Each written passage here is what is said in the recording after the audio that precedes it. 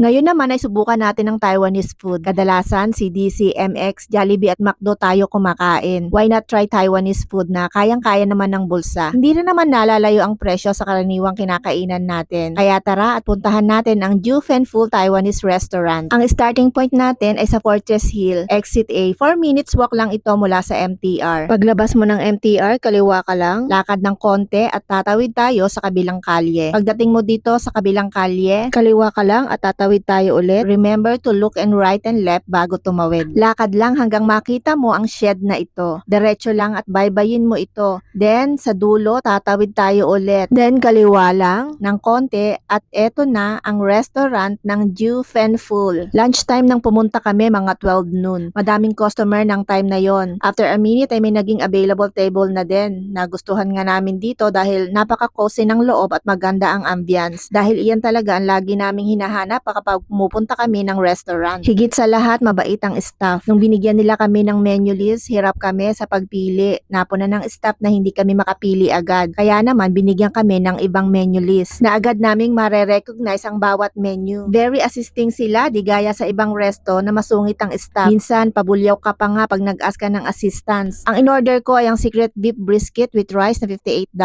at ang bubble milk tea na $23 at ang friend ko naman ay ang fried chicken chop, braised pork rice at ang taro milk tea na $22 at nag-order din kami ng fried squid na $48.